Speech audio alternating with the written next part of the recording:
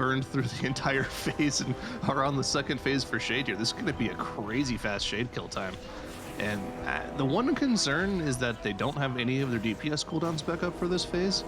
But, I mean, not breaking the shield this late in farm is not really too much of a concern. It's just a matter of how many shields you might get, right?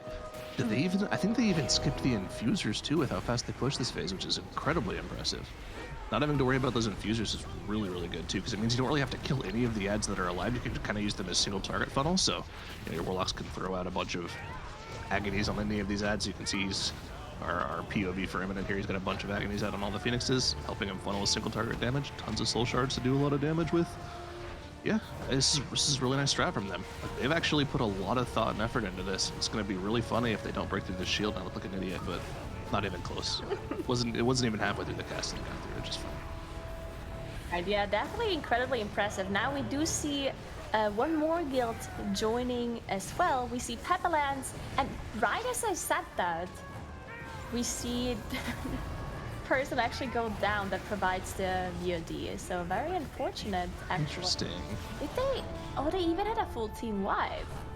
Huh. Wiped on Shriekwing. Okay, that's very interesting. That's a Shriekwing wipe here by Pepelands. I guess they didn't win the coin flip this time around, as they just all go down. I wonder what happens. It might have been, it has to be a lantern hit, right? It has to be. What do you think? Yeah, I don't know. I don't know what it was. That's just a little unfortunate to see from them. They wiped in a normal phase, right? They didn't wipe in an intermission. It was literally just a normal phase. Yeah, it wasn't even in the intermission. So I don't really know what it was. Where's that lantern at? Is that their lantern positioning? I mean, I could see... They're the pillar, right? It's kind of close. Huh. Yeah, that's pretty spooky of a positioning. Usually we put it on that far pillar, like, so looking at the screen right now, the pillar at the top left of the screen, that's where we put ours. There's no chance it ever gets hit there if you're actually like pointing the Echoing Screech towards where the raid is stacked right now. Yeah, that's... I think we do that too, but I'm not sure because I never pressed... Oh, they actually used the lantern buff. Oh. They actually used it. Someone just picked it up and walked across the raid with it. Interesting. That's very interesting. Yeah, so it looks like you can see these swirlies now, the echo location basically going around. The sonic screeches. You can only see them with the lantern buff, and apparently they are just using that buff. Yeah, I wonder why. Why? Oh, oh yeah, they got a lantern hit. Yep, that's exactly what happened. See, everyone gets feared, everyone gets hit for a bunch of damage. Yeah, it's just a lantern hit. So, unfortunate for them that happens, but the lantern bearer and where they place the lantern is pretty important. It's okay though, they can of course still recover, still qualify. Since the way this works is this ID is going to be the qualifier, so all of the guilds who actually signed up, which is 16 guilds in total, they can raid whenever they want as long as they upload it to Warcraft logs, and all of the guilds only have one try as well. And the time that they clear the whole raid in counts this ID, and the top 8 are going to be qualifying for the actual final next ID on Sunday. Now, even if you wipe on Shriekwing, I definitely do think you still have like, you definitely can make top 8 still, right? We already saw another guild wipe on Huntsman Altimore as well. And I think those, like, wiping on those early bosses is definitely not something you want to see, but it's definitely a lot less time lost than, you know, Sire Denathrius wipes or SLG wipes. So yeah, Pepelands definitely still in the lead, and they are the guild that have the fastest Castle Nathria run up until this point from all of the guilds that are competing. So they are the number 17th speed kill or speed clear in the world right now. So we do have high hopes for Pepelands here. For sure we do, but I think our eyes right now are on Imminent because they're kind of crushing this raid right now. And they're now on to what I would consider, outside of Stone Legion Generals, one of the highest pass-fail bosses in the entire raid. Like, are your DPS aware enough to not get hit by ghosts or move their seed? Let's find out. First seeds look like they have a success here. Haven't seen any mind controls yet. Yeah, looks like they're doing so far so good here on this boss. Yeah, it's just going to be about getting those seeds out, whether or not they can not get too many mind controls. There's so many times, and I'm sure this has happened for you too, and any other guild watching, where you're just fighting Artificer Xyro, you're chilling, the seed doesn't get moved, you all blow up, and somebody's like, whose seed was that? And then your warrior's like, oh yeah, my bad. Go again. Yeah, so unfortunately I'm not assigned to actually carry seeds like ever, but I'm a person that if a seed doesn't get carried, I will pick it up last second and get it to the other side and basically just sacrifice my own life for the greater good of the guild. This happened, I would say, approximately 4 or 5 times, and my Twitch chat always calls me bad after dying because they think I messed up even though I was actually the hero. Yeah. Oh no, this seed is actually really close to my yesterday. Oh no. A lot of people actually died there though. Uh-oh. Well, can they salvage this? The boss is at about 40%. They have 2/3 of the raid alive, so they could just slowly pull this out. The problem is if any of their seed pullers are dead, they're gonna have to figure that out. They have both their mages alive, they have a few druids alive, they have a hunter alive. That should be enough to deal with seeds. They have a couple DKs alive too for the bad overlap, which is yet to happen. I think it's the next seed soak that they can use the DKs on.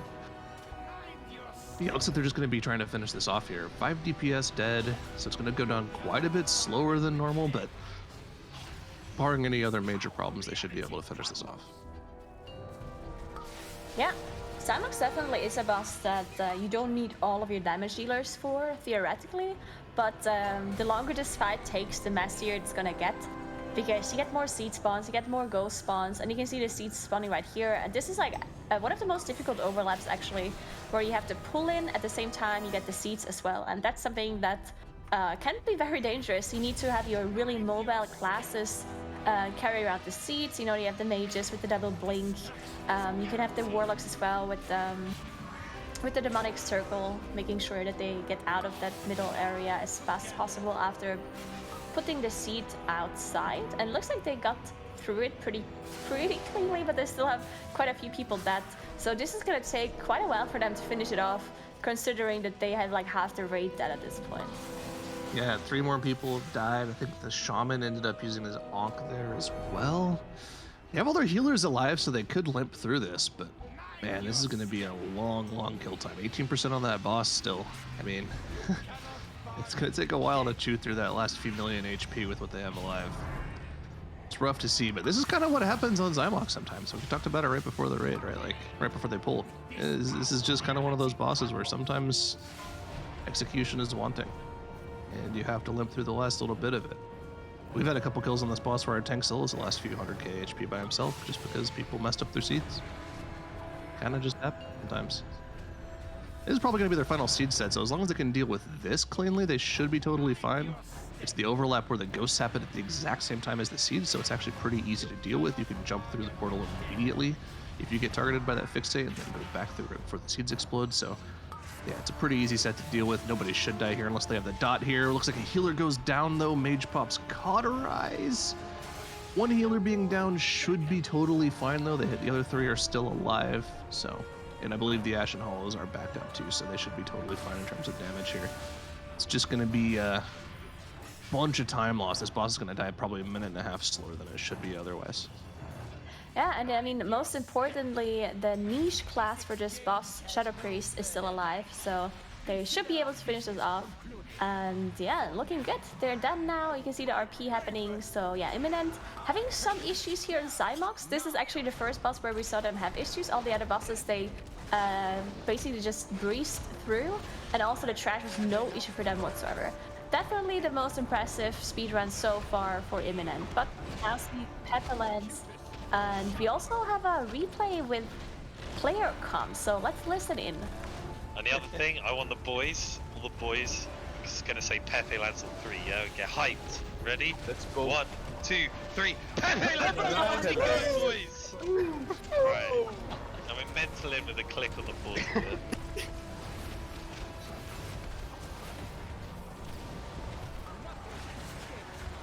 Well, Pepelands definitely have the motivation going on for them. Even though they wiped on Shriekwing, they are pulling it back with that motivational speech here and having that Pepelands call for the raids, and they should be able to recover after this, because I don't see how anyone could not be motivated after this. Nah, is that before or after the Shriekwing wipes? I actually have no idea. I'm not sure, actually. It was before. Interesting. Alright, well, through Huntsman Altamore, no Sunseeker deaths for them there, so all clean so far. I mean, that Shriekwing is going to cost them a couple minutes, but Welcome, friend. you know, we know that they are our highest ranked speed clearing guild in the competition so far, so they should be able to get through the rest of the bosses. Maybe they'll coin flip their way to a clean run. We'll have to keep an eye on them as well. But man, that sure was just unfortunate to think about. Oh man. Also, the gear swap right there. I'm not sure if they actually decide to skip the trash here, which I still believe is the quickest way to deal with all of this. So we'll see. We see a skip here by Pepelands. There we got a Shroud coming out by the rogue. The Stampeding Roar being popped by one of the druids. So they should be able to skip all the way through for them as well. Good job. We also see our 4th guild now as well on the bottom right. They just started out their raid 2. They are on Shriekwing right now, so definitely have some catching up to do, but of course the starting time doesn't matter. The timer starts running as soon as you start pulling the trash before Shriekwing, so we'll see how they're going to be doing. Yep, and you can see all 4 of our teams currently competing right now on the board. We got the 4-box going right now. A little bit of red zone action coming right at you. Imminent still looks like they're very much in the lead right now, though. They are cruising through this raid. They already on a Council of Blood, which means, you know, this is kind of the last easy boss, I would say. You know, after this, you go to Sludgefist, which is a DPS check with a huge pass-fail mechanic in the chains. Stone Legion Generals, which we've talked a bunch about already, about how pass-fail that boss is. And then, of course, Sardani himself, which can be quite a pain to deal with, so probably the last easy boss for a minute here. Yeah, so our 4th guild that joined us here is actually Big City Live, which is our first Alliance guild. One out of 2 Alliance guilds that did compete. We also have Sloth as well that are going to be competing later, but yeah, Big City Live here. Our last guild to compete in this first slot. So 4 guilds competing, which is really, really exciting to see next to each other here. We can also see the timers now being implemented as well, and you can see the deaths too. You can see a death counter here. You can see S'more is up to 47 deaths. Of course, all of the deaths are getting counted, which is also going to be the ones on trash. So if you have any sort of trash skips where you decide to just rest up half your rate and you just die on purpose, then those are going to be counted in too. But we also saw S'more having a wipe earlier on the Huntsman, so that's also going to be those extra 20 deaths on top of it. Yeah, there's just something about Council of Blood to me that makes me happy whenever I see this boss. It's such a silly, quirky boss, and there's also the fact that we completely crushed this boss in progression too. I remember. Do you remember all the drama around Council? Oh, stream? Yeah. You surely cheated. Yeah, surely we cheated. Okay, really quickly. I'm sure Max has talked about this ad nauseum on his stream, but like, I promise you, we had a strategy that we wanted to test out, which was whether or not you could use a weak aura to run around the boss whenever you got the dance recital thing, the dark recital. It worked. We realized the boss was really easy if you did that, and we killed it in like 10 pulls. And then we logged on the next day and we saw Echo had like 100 wipes on it, so we were like, fuck yeah. That was a great call to not stream that on accident.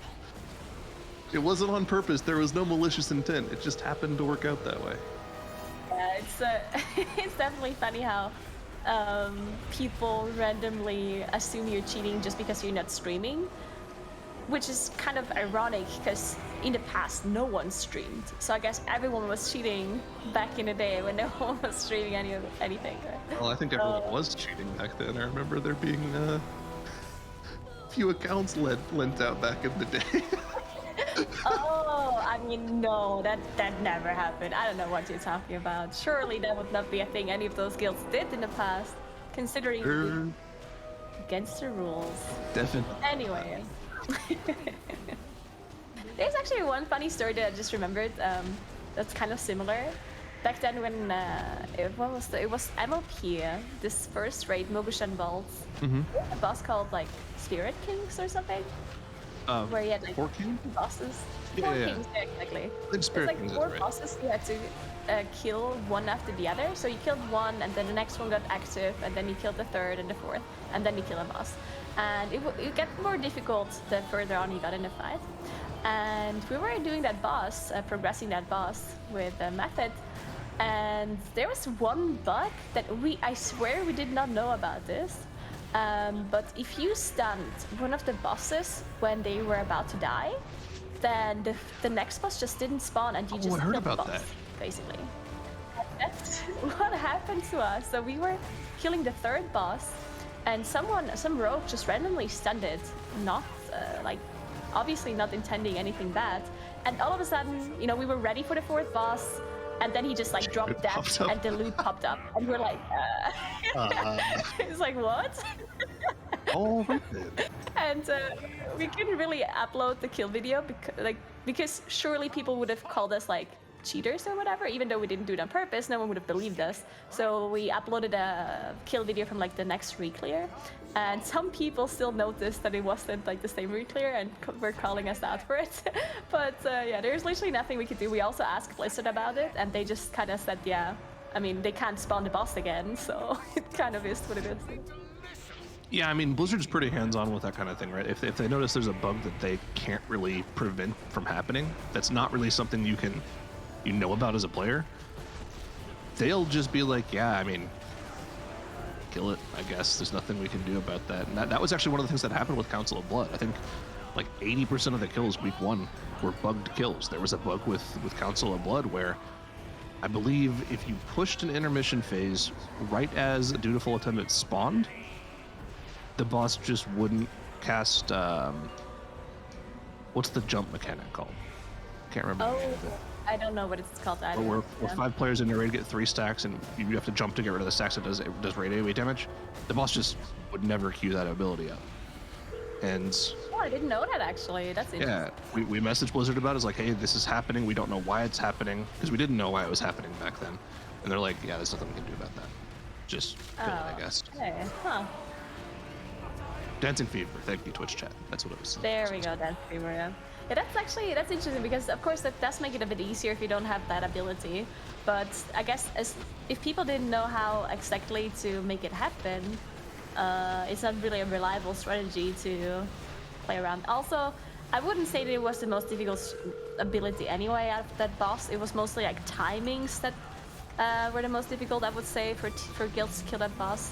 Outside of timings, you know, you just assign some healers for their jumps, and it wasn't too big of a deal, I guess. Yeah. I mean, it's just kind of weird day 1 progression things where sometimes there are good bugs and sometimes there are bad bugs. More often bad bugs, but sometimes there are things that just happen that help you out a little bit. I'm sure we have tons. We could probably both go through tons of different interesting stories about that over the course of the next few hours if we really wanted to, but let's focus in on what the teams are doing right now.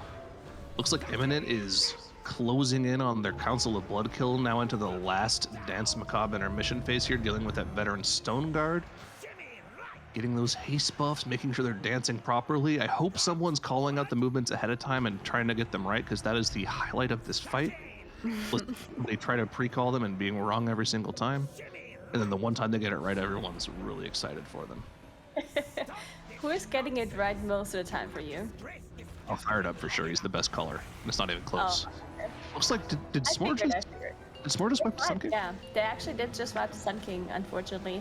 It looked like everything just kind of went out of control, but I'm not completely sure if it was a shield that exploded, but it was definitely during the shade phase that they wiped. So yeah, some issues here. They also seem to not have swapped their comp too much. You can see their healers, their disc priests switched to holy. That's I mean, that's a pretty common thing for Sun King, that you play the holy priest, because you get that the angel, the guardian spirit on the boss, and then you actually just increase all healing done to the boss, which is really, really valuable, especially during those shields when you have to use it up, when you have to heal away that absorb shield as well. So yeah, other than that, doesn't seem like anything too fancy. Of course, we also only have one shaman. Shaman usually is the healer that can heal the most when it comes to the burst healing.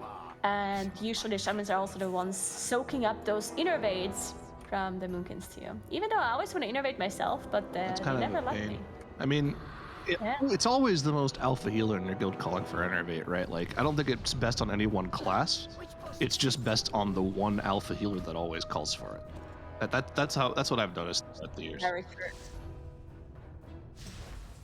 So we actually have like a weak aura in our guild where the healers have a macro, and if they press a macro, then it will tell one of the Moonkins. There's a bunch of like variables, you know, the Moonkin that is the closest, that is not currently in cooldowns, and blah blah blah, right? And so for one of the Moonkins, it will pop up innervate X healer. And sometimes there's only one Moonkin, so whichever healer presses the macro first will be getting that innervate. So it's very similar to PI actually, where we have the same thing for PI, and people press that macro a lot. Yeah, see, the way we do PI is just whoever messages the priest at the start of the raid gets it, or whoever the priest feels like putting it on, because we're this far into farm and it doesn't really matter anymore. That is true. All right, I mean, Eminent has looked very strong through the first 7 bosses in the raid, but all the easy fodder is gone now. We're going to be pulling Sludgefist here in a bit here, and I'm interested to see how quickly they can kill this boss. A very good kill time would be just straight up killing the boss in that 4th pillar. So, let's see what kind of bird. Some guilds can even do 3rd, I've heard. 3rd pillar, really? Yeah, but I'm not actually sure about that. 4th definitely would be. You know, that's usually where you pop the Bloodlust as well, right? Bloodlust and potions and everything on that 4th pillar. But, you know, if you switch around your cooldowns a little, you have a lot of 2-minute cooldown classes, then I guess it would be possible to kill in 3rd. We'll see how much damage they have here. Looks like they didn't change their comp too incredibly much. We see the class distribution here at the bottom left for Imminent. And yeah, it looks like no hunters for this boss, unfortunately. Good. And yeah, two druids, which are of course really good for this fight. You also have 2 warlocks. I would assume warlocks are the best for Sludgefist, right? Well, you think that, but then again, this is another one of those fights where it's a really, really good Shadow Priest niche, so... Oh, another niche. Oh. Yeah, it's just... They just have so many good niche fights in this raid that they're just really good in general.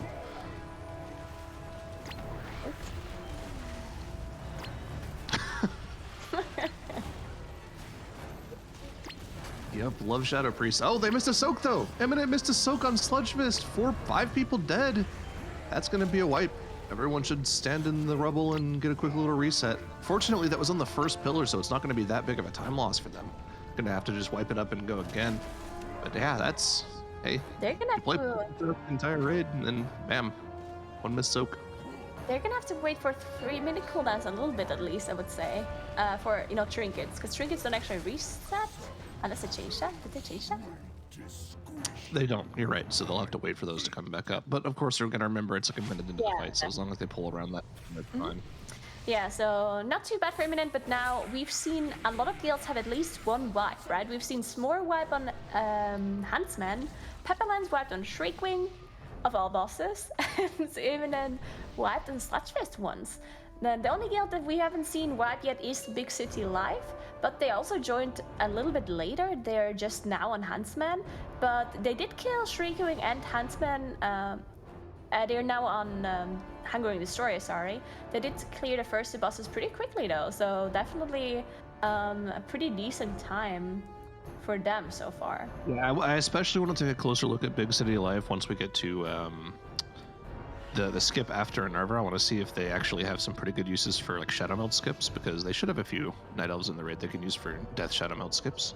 I imagine there's at least 1 healer that's a Night Elf, so I'm going to keep an eye out on whether or not they're going to be using that kind of strategy, since they are Alliance, and that's pretty unique to most other guilds in our competition and in general. 2, 1. Definitely looking forward to seeing that, as we do see Imminent now pulling Sludgefist again.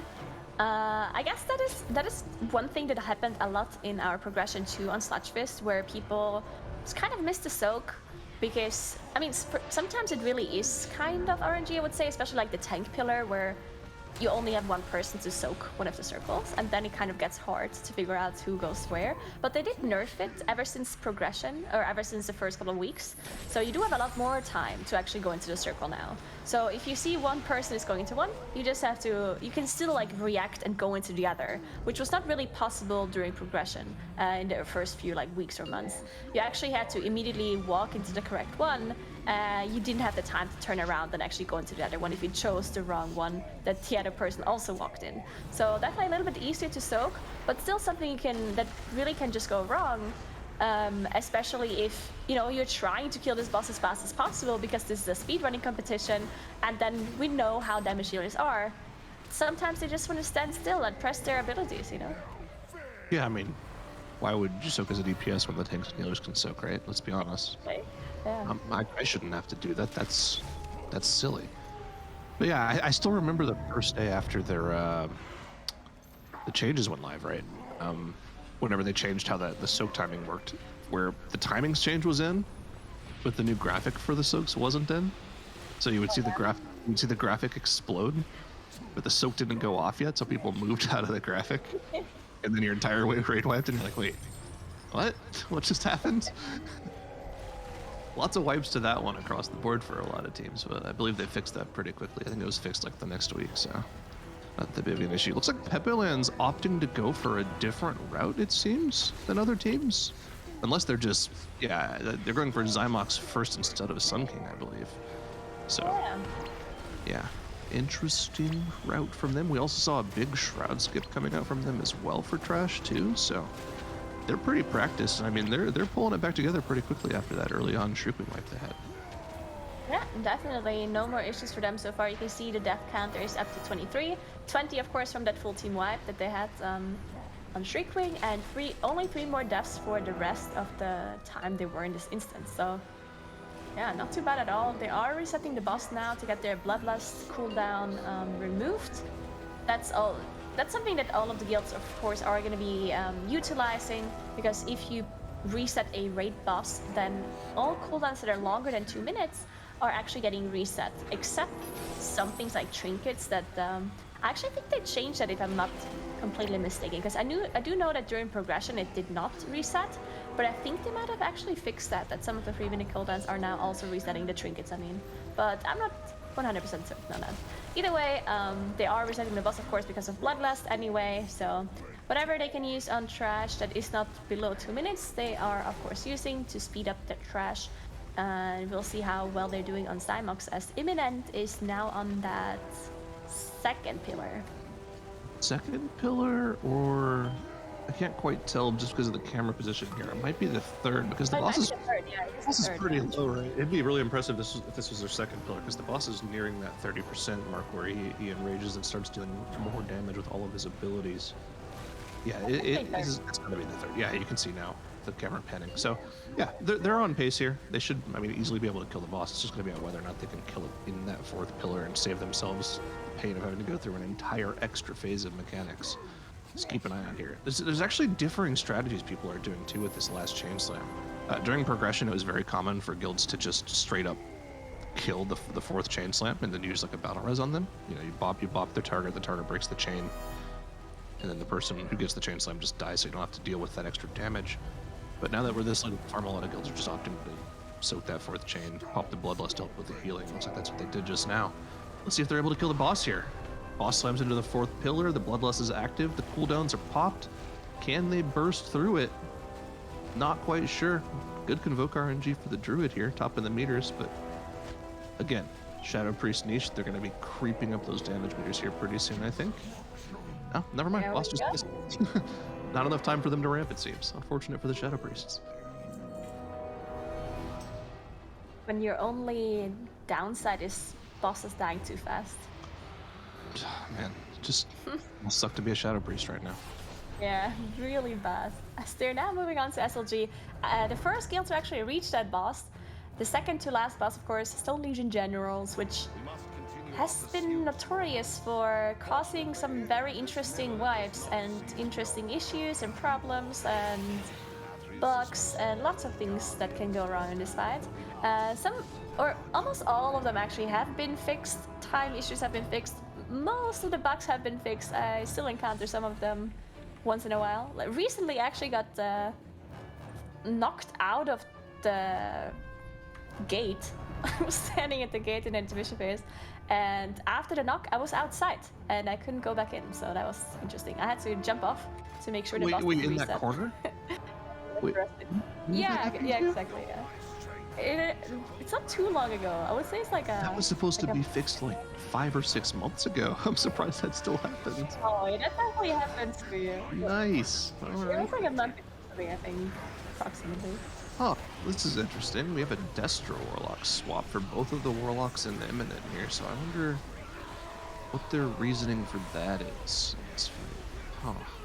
I've seen that, like, some of our Warlocks have been doing that too. Not exactly sure why. I mean, I guess it does make sense to have some, like, extra, like, damage, split damage with Havoc or something, from, you know, the Goliath onto the boss or whatever. But, 2-target cleave is better from Affliction anyway, right? Exactly, Like, yeah. if there's 2 targets, then Affliction is just straight up better than Destro. But another thing on this boss, I guess, is that Affliction is just kind of a pain to play, while Destro is more just nicer. So maybe that's like a reason why Warlock switched. I'm not sure. I remember during progression on Stone Legion Generals, when both Limit and Echo were progressing on Stone Legion Generals at the same time, I was DMing Zerwa on Discord, and we were both complaining about our dot fingers like cramping up because you had to multi-dot so much on this fight. It was a huge pain to play Affliction on this fight during progression. You know, 300 pulls in a row. So yeah, it's not a fun fight to play Affliction.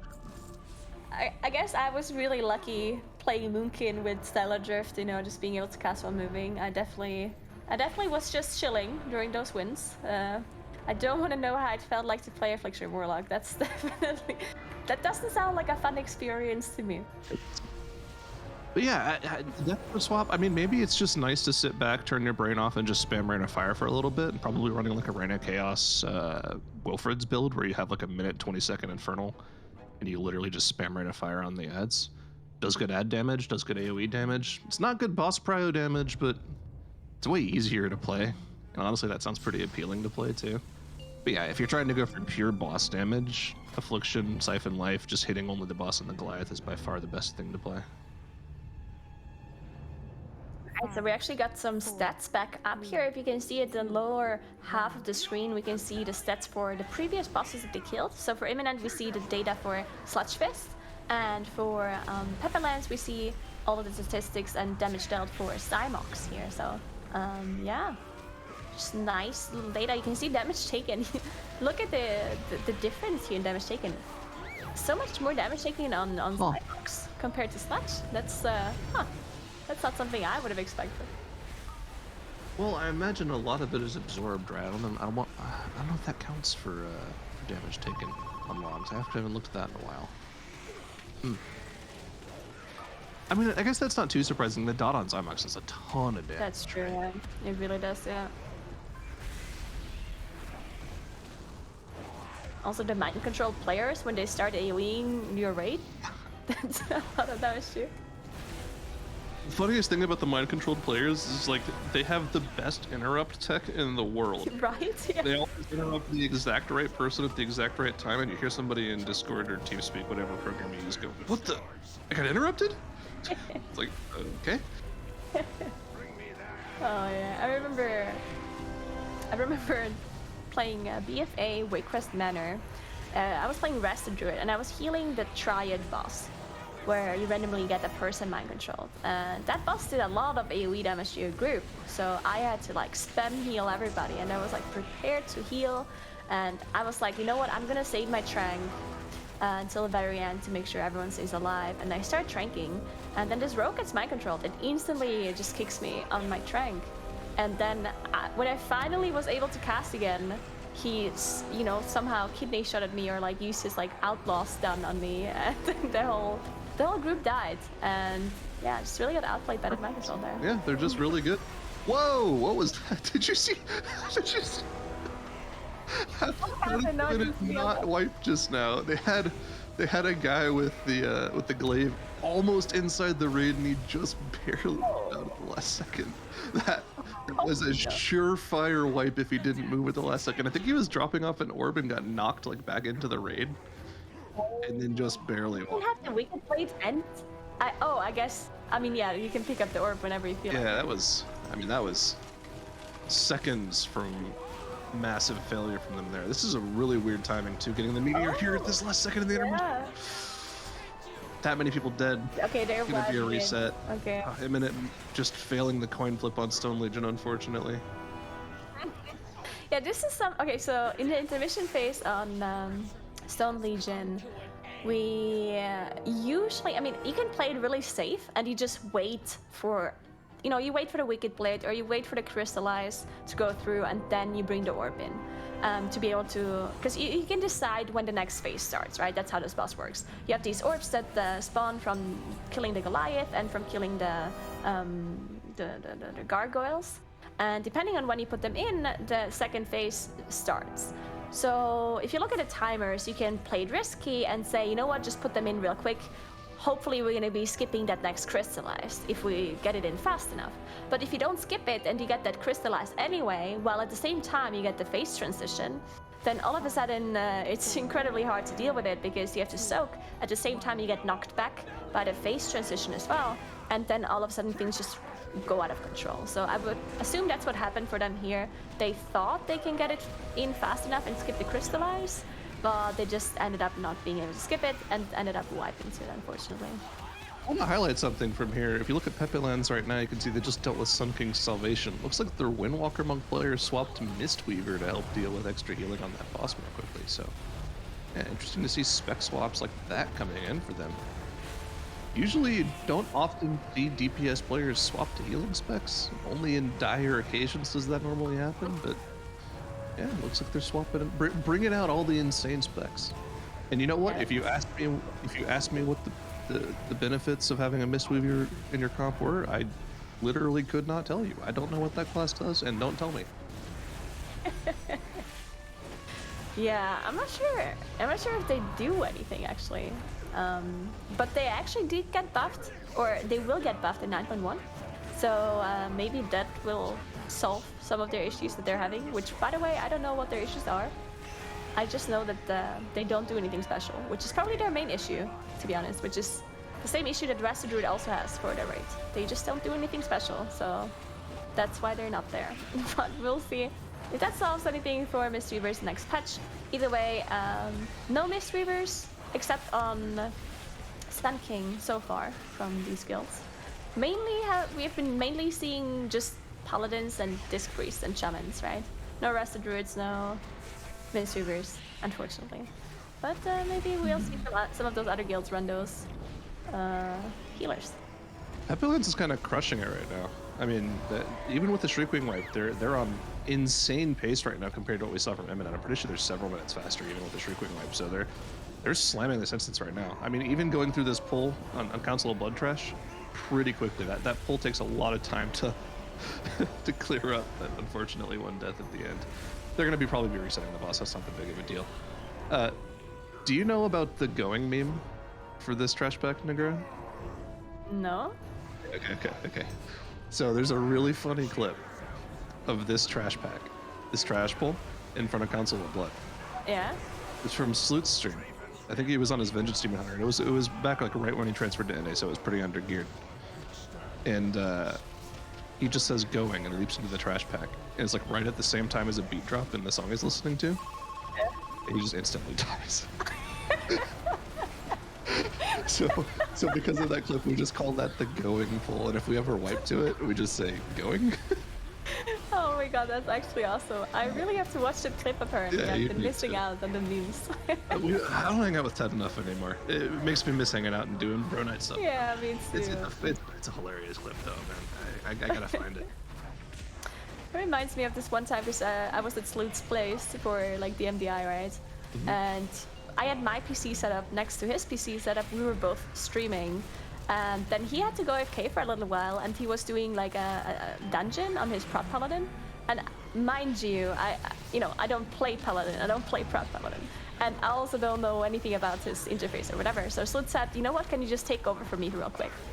And I was like sitting on his PC. I was like, yeah, no problem at all. So I started playing this Prot Paladin, and we play a Seed of the... No, it wasn't Seed, it was a Cathedral, actually, M+, in Legion. And as soon as I started the key and we started tanking, I got this like circus song music, this like, oh, I forgot the name, but it's like this clown music basically, when things go really wrong. It's the same song that you always hear. This circus song, either way. And it just randomly came on and the whole chat started just going nuts, and yeah. I don't like remembering it because I literally just died 5 times and I did nothing. Wait, hold on, I think I found the clip. Give me a sec. I'm gonna make sure I found it. Okay, I was wrong. I wasn't a Vengeance Demon Hunter, I was a Blood Beacon. Here, I'll link it in. Oh, well, that explains something. Get it, Red Masters chat. There it is. I think I remember the D&D. I thought that was the Lee. Yeah, it's a good clip.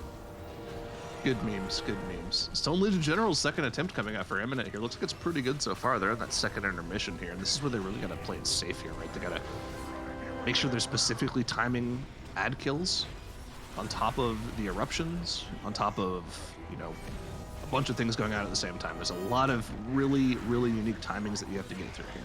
So I'm interested to see whether or not they try to rush this phase too, like they did with that first pull, because you can definitely try to push this phase a lot faster. I think a lot of guilds opt to go incredibly slow and safe in this phase just so they don't wipe. But, I mean, you could go very, very quickly in this phase if you actually want to try to save a bunch of time. Yeah, definitely. A lot riskier too, though, of course. We do see... okay, we actually see... This is Imminent, right? Yeah, this is Imminent, making sure... This is the second intermission now, and they are done with it looks like. Yeah, because they're pulling the boss into the corner, making sure they don't get knocked down by the transition. So yeah, it's looking good for them. Everyone's alive, and usually the most difficult part... Oh, they actually get a crystallize here. This might be bad. Looks like they're just going to be gripping it out. Yeah, there we go. So they're gripping out the crystallize, so no problem. Yeah. And now they also get a soak, though, at the same time. Dude, this is... Oh, they didn't manage to soak. Yeah, they got some... It looked like they were trying to transition, but then they didn't get the orb in. Not sure if the person, maybe the orb ran out or they didn't manage to get it in.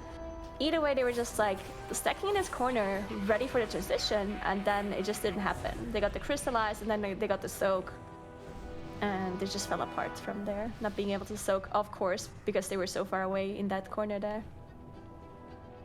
Yeah, I mean, that's exactly what we're talking about. It's just... You really have to pay attention to the exact timings of the phase. If you try to transition it right when an eruption's about to go out in the next 10 seconds or so, you're really coin flipping the pace. It's just way, way safer to just play ultra safe. And yeah, they've already had 2 wipes now. They could be almost done with Sire Denathrius if they one-shot it at this point, and that's just a huge time loss for them. And I mean, Imminent looked so good through the first 7 bosses of the instance, but they've just been playing it not very safe in these last few bosses. It's kind of... Sucks to see. I mean, they're still on good time. I think, you know, based off of a Warcraft logs thing that we were looking at earlier, 131 is the overall best time for any guild that's public logged so far. So they're still kind of on pace for that if they one-shot both these last 2 pulls. One-shot this last phase of Stone Legion plus Denathrius, but it's leaving an opening for these other guilds to get in there with faster times. I mean, Pepelands is going incredibly fast right now. Yeah, definitely, and that's something I've been talking about earlier, right? We saw some of those guilds wipe on Shriekwing, wipe on Altsman, Huntimora, and so on. But none of those wipes actually cost as much time as these Stone Legion General wipes or Sire Denathrius wipes. So even though Imminent did so well up until this point, these wipes are costing them so much. You can see S'more, though, on the other hand, also having a lot of issues here with Sludgefist. They're up to 98 deaths now, so they must have wiped twice already on Sludgefist here, unfortunately. S'more is the guild that started at the same time as Imminent. Pepelands started half an hour later, I would say now, compared to the other 2. And Big City Live started even later, so like 45 minutes later almost. So Pepelands, and definitely on good pace to be able to catch up to Imminent here. S'more, though, also having just some issues here. You can see the time as well underneath the guild name. You can see 1 hour 13, of course, for Imminent, 1 hour 11 for S'more. So S'more definitely still behind, but Pepelands does have 30 minutes or so of a time advantage where they could catch up theoretically to Imminent. Yeah, for sure. I actually like the weak core that's on the screen of the PV we have for Smore right now. That you can see to the left of his character, there's that charge and roar health percentage, showing you how much health you have left once that ability goes off. I think that's an adaptation of a popular Mythic Plus aura that we used back in Legion a lot to see if you lived through certain mechanics, because it was really kind of hard to know how much damage mechanics would be do variable to how much health you had and like the level of the key you were doing.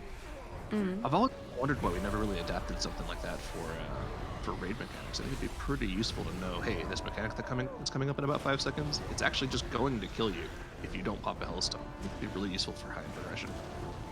I agree, that actually would be really nice. I guess at some point, especially when you're progressing those like really difficult bosses, at some point you have to look at what kind of information is just going to be overkill at what point, right? Because there's always so many other things you have to be looking out for. So if you have a weak aura that shows like all of your health or whatever, or all of the raiders' health, then it would be too much. But if it's only your own health, which is the only thing you can really worry about, then it should be fine. And it shouldn't be too difficult to code either, I would say, because the damage of the abilities are usually set. So it really just, the variable is only your own health, which should be easy to calculate in a weak aura, right? So yeah. Oh no! Did you see that? On your side.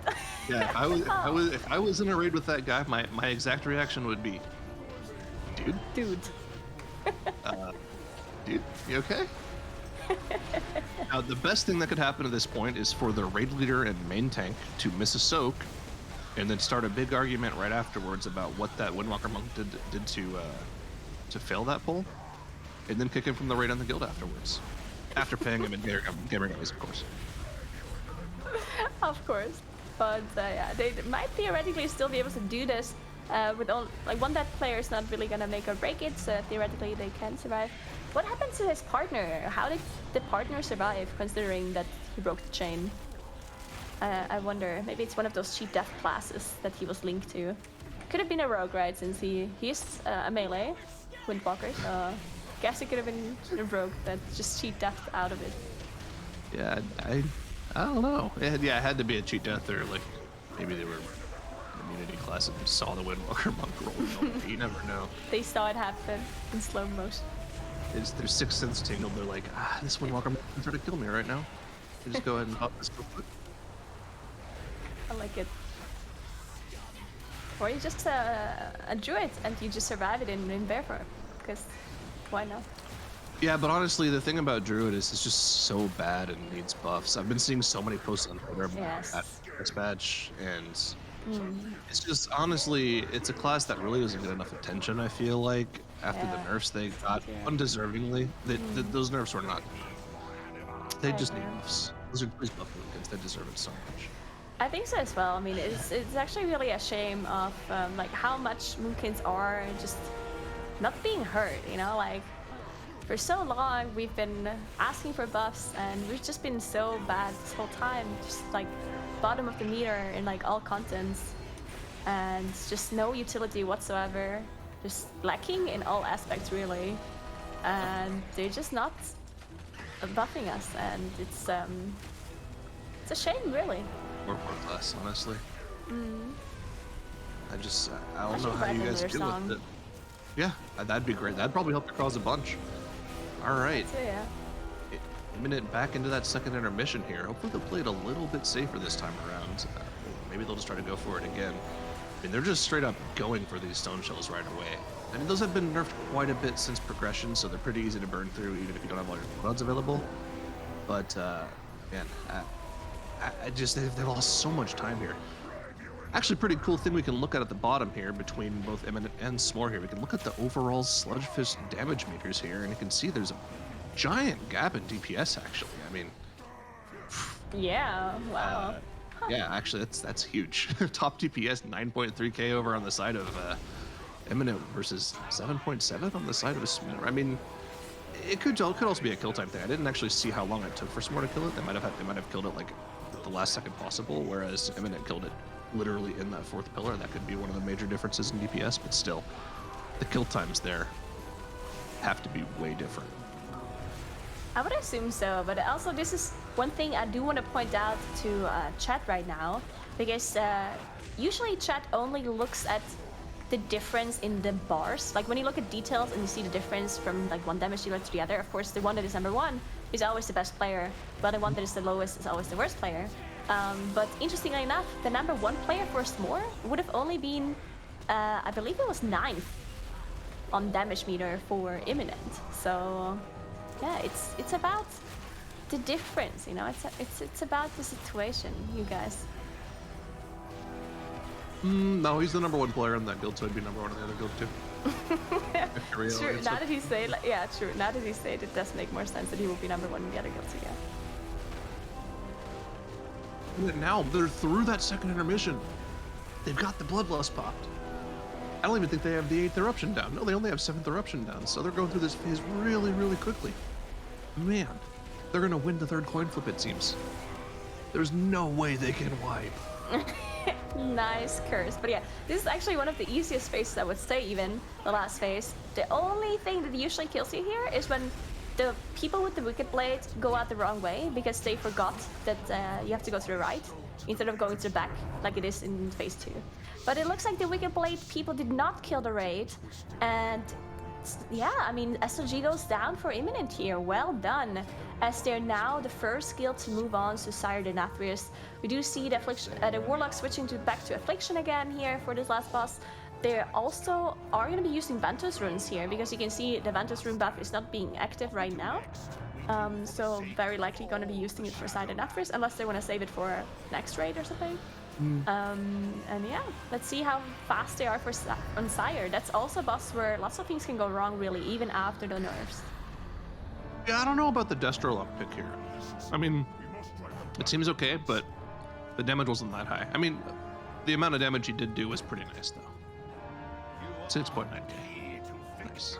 I guess I guess the damage overall on SLG is also something that doesn't really matter, I would say. I guess the people who are the highest on damage are probably also the ones who pushed the mobs into 20% too early.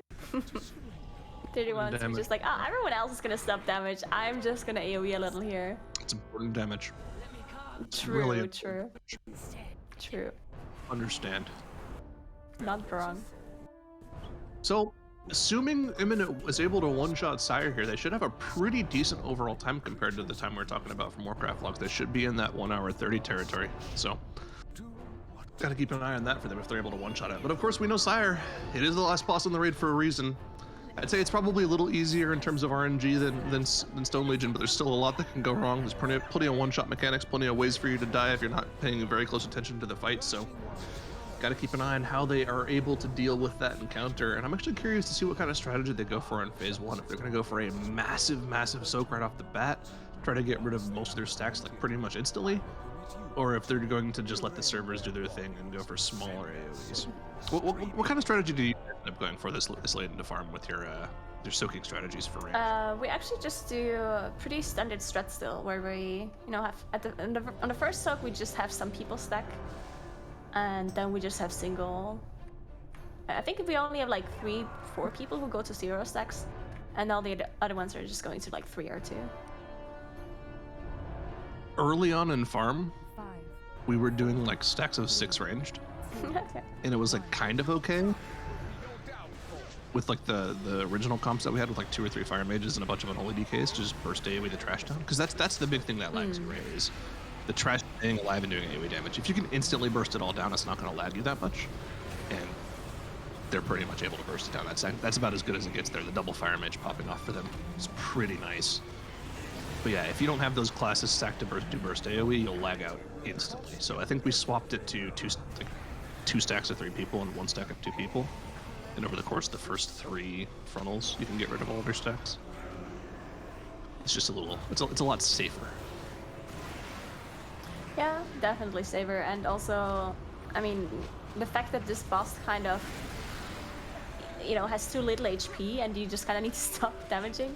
If you keep spawning ads throughout like the whole first phase with the frontals, then you have to stop damage on the boss so early, because you're just going to be cleaving the boss while you kill the ads.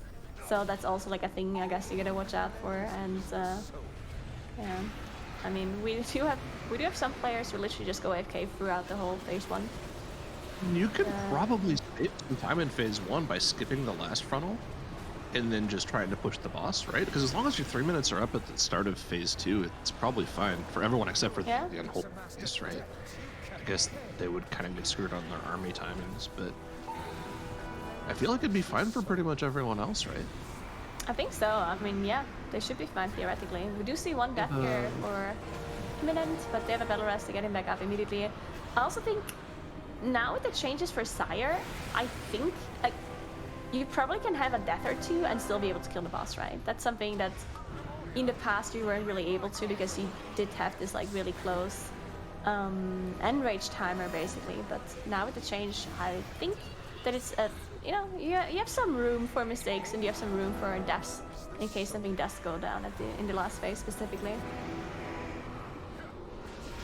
Yeah, for sure. I mean, the biggest change in the past update that they did for the fight, where you can now push that last phase at like 37%, it makes the last phase pretty easy to push, right? Like you can have a couple deaths in the last phase and still no problem burn the phase. I mean, you can have deaths and still beat the last blood price of the fight now, if everyone's actually doing good damage in that one.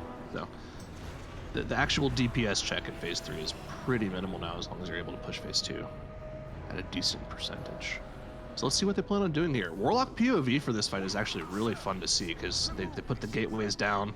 They get a whole bunch of 2 and 3 target cleave here with their cooldowns. Hopefully the Warlock will be getting the PI here as well. If he's not, I'm probably going to scream off camera because... Oh no, the Warlock's hitting Sincere? Okay, no, he's not, sorry. I saw the lines. Our Warlocks had to do that, unfortunately. Well, it's Sincere animals. Why would you do that to them? Well, we just needed some more damage for Sincere, you know? He's not getting PI either. Oh, this Warlock is in pain right now. And he got Shadow Locked. Oh no. He might actually be able to survive this, but... it hurts to watch. Yeah, getting a cast through there is not too great. When this happens for us, usually we just end up wiping, but apparently we're fine here. He's jumping over to... This is not Gloomveil, it's the other one that I... Dusk? No. Is it Gloomshade that they're on right now? I can't quite... Maybe. No. This is a strategy that's wholly unfamiliar to me. Of course, this is the 2-2 strategy that a lot of guilds do, the Echo strategy, where you deal with 2 of those captains at a time. I'm more familiar with, of course, the limit strategy, where you kill the 2 at the start, and then you do you kill 1 captain, kill a couple trash packs, you have a couple captain packs, and then you kill the final captain at the end of the phase. So I'm not familiar with this strategy at all, so it's just wholly new to me. I think we're not doing either of those things. I think we just kill them as they spawn. What the? I don't know, I guess we're weird, but I also don't know exactly, because this is one of those fights where depending on where you go, it's completely different, right? Depending on which mini-boss you're hitting, depending on which mirror phase you're on in the last phase, the fight is completely different to you. And I don't know what's going on for those other people. I just know what I'm doing. I'm hitting Sincere, and then I'm hitting the other mob that has like the shroud around him. And that's it. Like, I don't know what's going on for those other people. And in the last phase, I'm in the normal phase and not in the mirrored phase. So I also don't know what's going on for those guys. You know, I'm just doing my thing. I don't know what other people are doing. Mirrored phases should go in the mirrored phase once, like asked to be put down there. Oh, do I really? Everything is backwards. It's fun. You get knocked through the boss instead of away from the boss. It's great. Wait, so through the boss? Yeah. You get knocked towards the boss. So if you already stand at the boss, you still get knocked far, or only until the boss? You get knocked like through the boss. If you're right next to the boss, you get knocked pretty much through the boss. So that's kind of cool, I guess. It's weird. But the thing is, the biggest problem with that phase is the third third Ravage. Oh no, they have too many deaths to the Impale, unfortunately. The weirdest part of the mirror phase is for the third Ravage, where there's a knockback like during the Ravage. Mm-hmm. If you are a class that doesn't have an immunity, you just dead, yeah. You actually, well, no, you can live it with personals or an external. You have to run into the red goop and then get knocked through the boss into the new safe spot. Sounds like fun. Yeah, I've done that on Ellie Shaman. It's not fun. It's not fun. You're scared for your life the entire time. Oh, I can only imagine. That's okay. Now I remember why it's so tragic if our paladin goes down, because he's probably the one bopping another person to survive it. Exactly. I see now. Another thing that happened for us is that we didn't have a battle rest class in the mirrored phase, so we had to have people run around using engineering rests whenever we went down. In the mirror That phase? didn't go too well. Sorry. You didn't DK in the mirror phase? We did have one DK during progression, but you know, during farm he just wasn't there sometimes, so we had to randomly. I can see how that would be a pain. 5, 4, 3, 2. Pepelands is through their intermission, it seems. Already into the last phase here. Winning the coin flip on Stone Legion Generals. They only have 6 of those eruptions out, just to give you an idea of how fast this phase is going for them, how fast this boss fight is going for them. This is going to be a blazing fast split for Stone Legion Generals, and I mean, they're going to be on Sire Denathrius at the same time as Eminent, even though they started their raid a solid 30 minutes later. Yeah, they're owning actually, because I just saw S'more, which is the guild that started at the same time as Imminent. They just wiped to Stone Legion Generals. So at this point, Pepelands has caught up to S'more, even though they started raiding 30 minutes later. So they have a 30-minute advantage to S'more right now if they kill this boss, which they looks like they are gonna be doing. And oh no, the blade! Oh no, it was actually the one thing that wipes them. Okay, oh. A little bit. Oh my god, someone almost griefed the whole raid with the blade positioning. Oh my god. Okay. That could be a thing where he called it out and said, I'm not moving. And you just have to respect that call if that's the call that's made, right? I mean, you can't get mad at the person for that, unless you wipe. So, yeah. But yeah, I mean, if Pepelands somehow manages to one-shot Sire Denathrius here, then they're gonna be our #1 guild for sure. Because Imminent, again, they started a half an hour earlier. So yeah, Pepelands definitely in the lead now if they don't wipe too much on Sire. You trying to cast a curse them, Nathria? Maybe a little. Explain me. Oh, did they use Ventus on SLG? It looks like he already had Ventus up. You see it? Potentially, yeah, no, he has Ventus on for sure. Interesting. Huh. Well, I mean, I could see arguments for it on SLG versus Sire. I don't think it's too bad to go either way. Yeah. You can see we have Sludge meters on there comparing Pepelands to Imminent now as well, and that looks much more similar across the board. Yeah, there's a little bit more top end for Imminent, but in general across the board it looks pretty even. Was that a red paladin who was #1? Or did I just not see that correctly? Blood Phoenix. Sure. Actually, it is. Yeah, if you look at their Damn, what a gamer. the raid frames right now. Damage is a red paladin on Sludgefist. Mm-hmm. I wonder, because we didn't actually. I don't remember looking at it right now, but I wonder if a speedrun strat for Sludgefist could be to just use less than 100 cooldowns on the first pillar. Probably, Instead yeah. of saving it for the last one. Oh, now I know why the Maybe Weak these Walker guys died. did that. Because of the red paladin, you know?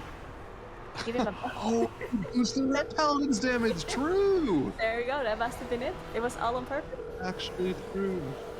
Dang. Gigas Yeah. plays.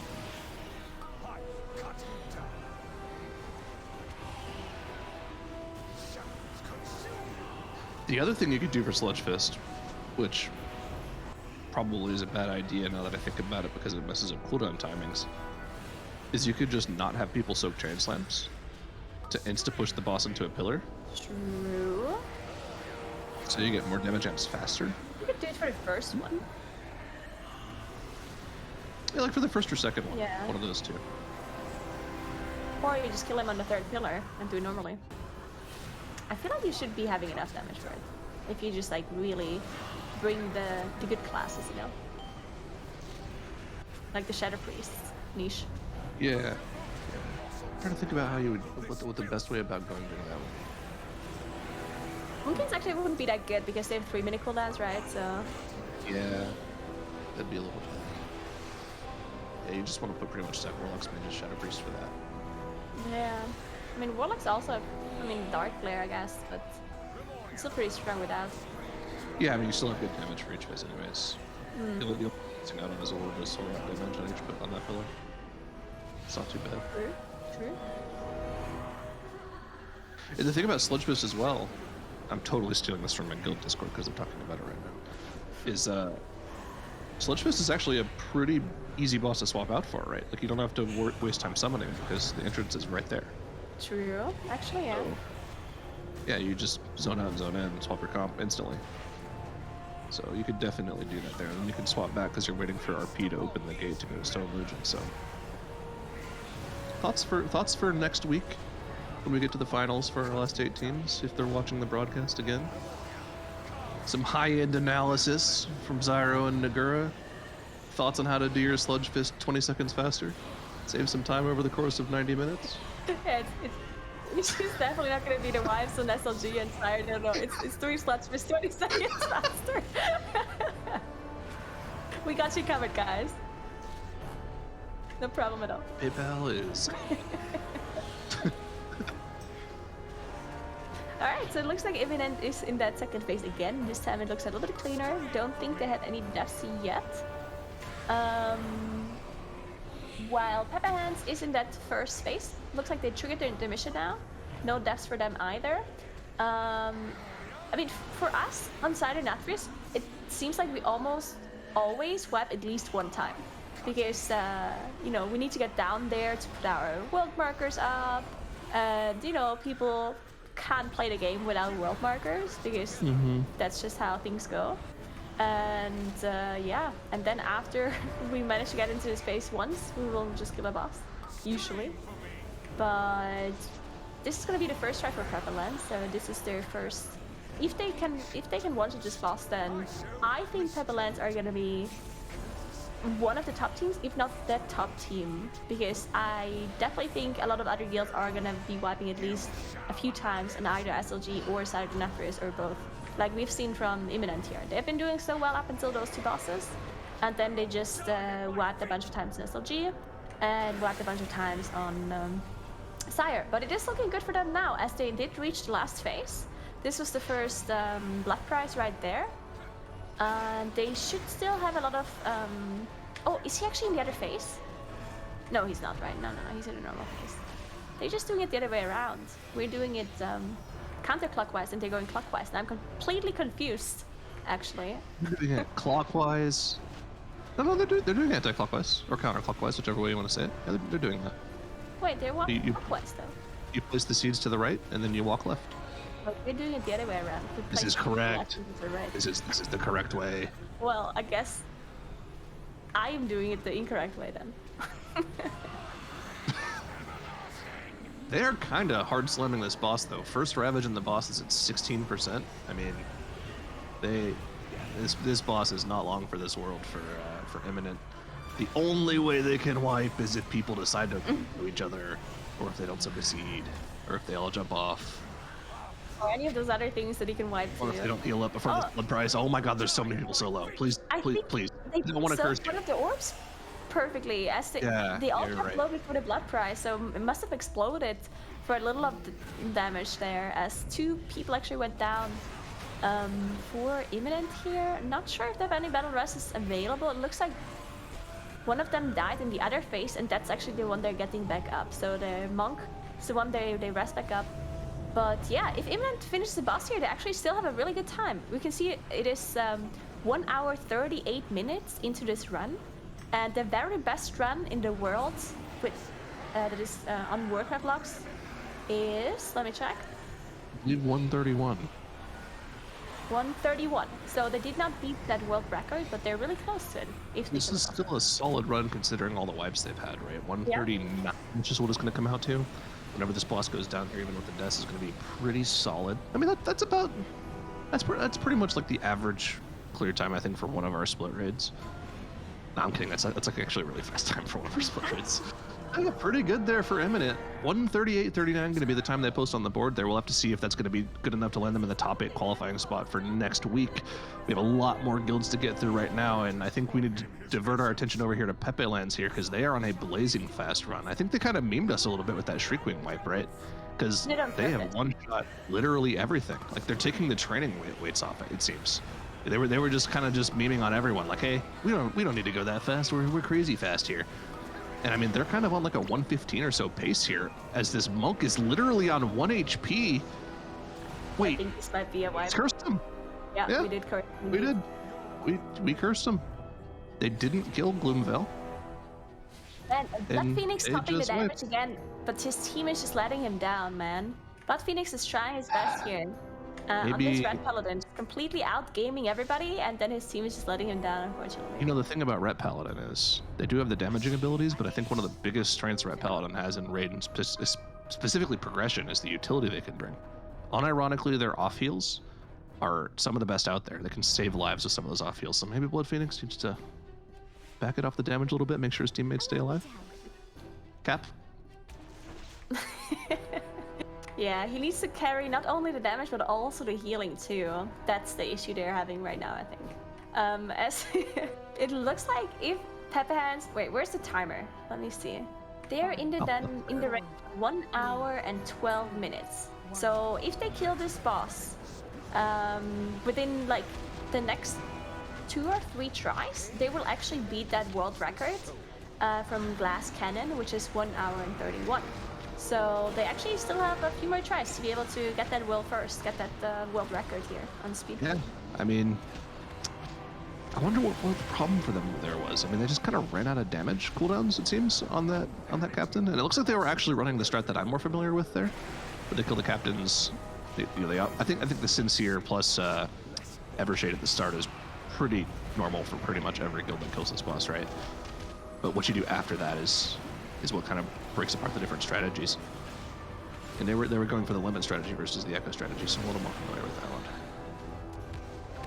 I can kind of better gauge how fast they're going through the phase and how low the boss is based off of that, because I was disappointed because I thought you're just gonna straight up say that it's the better strat, but you just said you're gonna beat. I actually think the echo strategy is better for time. Really? Like for doing the phase fast, the echo strategy is for sure better. Dealing with both captains at the same time is way better. It's just, the strat works for us, so why change it? There's death going down here for Pepelands. Unfortunately, they have a battle rest, but they never really want to use those battle rests in the first phase. Like, you just don't want to see that because the first phase is the easiest by far. They also have one more death here. They might even be just resetting. What do you think? I mean, usually if we have like more deaths, more than one death on the first phase, we just wipe it up. And yeah, Pepelands is just wiping it too. They just decided it's not worth it to continue with another 2 deaths here in phase 1 without having any battle rests ready. But yeah, they still have some time to be able to get their world first. Their world record. They have like one more good long attempt here. Moving the raid frames mid-raid, love to see it. Some quick UI management. I wonder actually why he moved it. Wait, why did he move the raid frames? Where was it before? It was like right above his damage meters before, now he moved it to the top left. Maybe he got distracted by the health bars of the others, Maybe he was like, I don't care about your health. I'm just gonna move it up. Further away from my view. True, actually. On the right here, we can see what a good damage meter, a damage DPS player raid frame should look like. Honestly, like, maybe you just shouldn't have on your screen at all. Why do you need to see them anyways, right? If you're still alive, the poll's still alive. That's what I always say. Actually, I don't think I've ever said that. Good point, Sire, good point. But I guess it depends what class you play too, right? There's some classes who can literally just not do anything. Like no single buff, no single like battle rest, nothing, right? And if you play one of those classes, then what do you do? What do you need raid frames for, right? Oh, cool. That's right. I mean, you could battle res, but why would you battle res if you have a druid on the raid? That is actually, I don't actually understand why warlocks never battle res. I think they didn't get the memo that the druid battle res is not better, because that has been a thing in the past, right? Druids were always supposed to battle res, because their battle rest is just better. And it used to be instant as well. Our battle rest was instant. Well, you had to actually cast it. But then they gave us a cast time on battle rest. And just another nerf to druids. Just the usual, you know? And yeah. Warlocks just didn't, I guess, they just didn't understand. Didn't get the memo that Poor, oppressed class. Druids they have it rough. I mean, it's just years of conditioning of not battle resing, right? That's all it is. I've been conditioned to not hit that button, whereas druids have been conditioned to hit it. So, you know, that's just how it goes. Free soulstone the healer in case you wipe. Oh, I mean, there's a giant weak aura that says soulstone on healer, the soulstone out. So if that ever doesn't happen, gotta link that weak aura, even if you know they have it. Even if you know they have the weak aura, that should be your response if you wipe. Anyway. Yeah, if you wipe and there's no soulstone out, you just link the weak aura, even if you know they have it. That's what you should do every single time. Because not only is it ultra passive aggressive, but it also reminds them to do it for the next pull. True, true. That's what I'm gonna be doing from now on. Perfect. Also, what is this? What are those bars on Pepelands? No, on s'mores. Hammers? No, it's like these blue squares at like the top left, kinda. That's how many orbs they've dumped. Oh, okay. Yeah, so that's an aura that I believe Relo made for us for progression, where there are 10 little boxes to fill up because you need 10 orb energy or whatever to fill the bar. The big orb is 3, the small orbs are 1. And it shows an orange box for an orb that you have but haven't dunked yet. And then it shows a blue box for something you have dunked. So it's just a way to kind of track where you are in the face, instead of relying on the energy bar at the top of your screen. Yeah, that's kind of nice.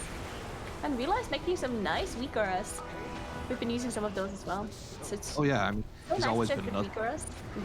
It's such a convenience to just have weak auras for everything. It's very, very nice to have people just dedicated to making auras for you. Especially, like, it's kind of one of those things where even if you just think about a weak aura that you might want, just kind of message Relo and be like, yo, dude, you got some time? Do you sometimes message him for like silly weak auras too? I haven't, but I probably could.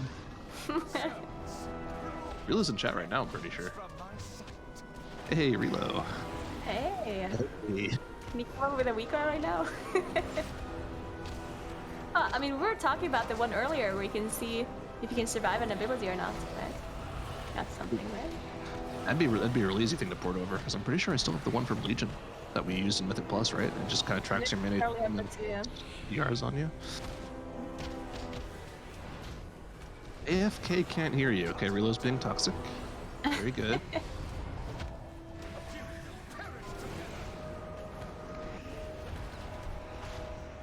The thing as well with that aura, though, with that kind of aura, let me talk about Relo real quick because it just fits. Because I recently saw a YouTube video where he was like raid leading a guild, and it's like a compilation of him raging at people that like played badly or like what? It was so fun. I think it was like people falling off the edge and stuff, and he was like playing down. It was so funny. I loved it. He was a rager? Literally be the best raid leader I've ever seen in my life. Wow, I didn't know that. Jesus. It was so good though. Anyway, do you want to say? Oh, yeah, I was actually thinking like that health weak aura could be cool, but it could also be a complete debate, right? Because like you could be like 3 seconds ahead of a mechanic that would kill you, and then the healers are gonna pop some major raid mechanic like at the last second. So it could cause you to like use personals or healthstones when you know you don't need to, but so, I don't know. I think it'd still be neat to have, just to know if something could kill you. Or you just don't have the weak aura, die with healthstone and health pot ready, and then claim the healer for not healing. Yeah.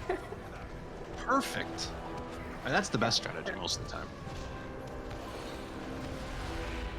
When in doubt, blame the healer. That is true. I'm actually the opposite. Usually, like, so I know there's so many people who actually forget to use the healthstone or whatever and just die without using the defensive or whatnot. But I'm actually the opposite. Like, I use my defensives like way too often, and I use my healthstones and my health pots way too often.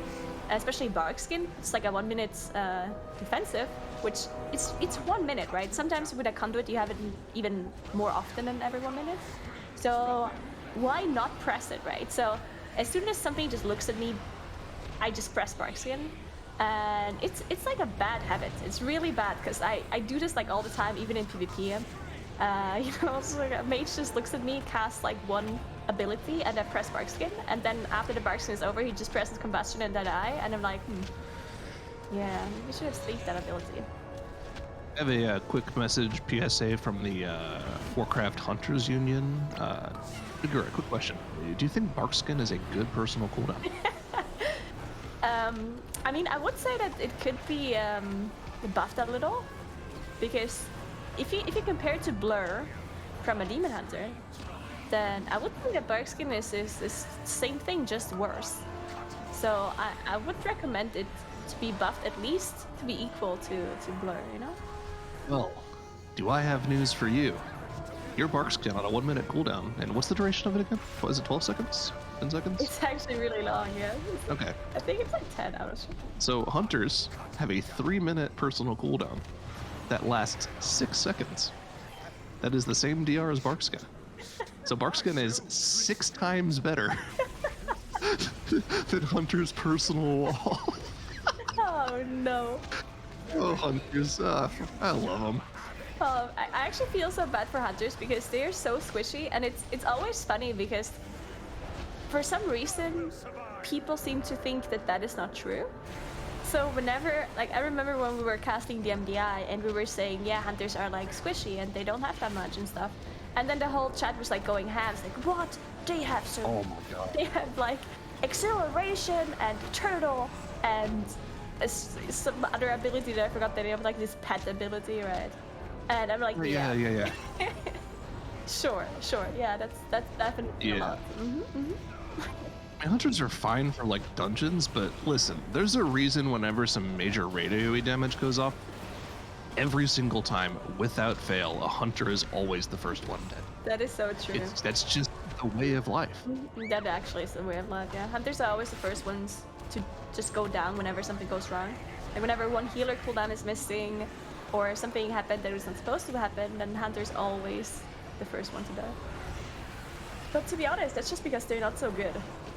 Yeah, I mean, Like, that's just a skill issue. oh, they're. I mean, even if they're not that good, remember they have the really cool, really sick, really overpowered Sylvanas weapon coming out, and then if that's not good enough, they also have the cloak, which increases their overall damage by like 30 DPS. So, So yeah.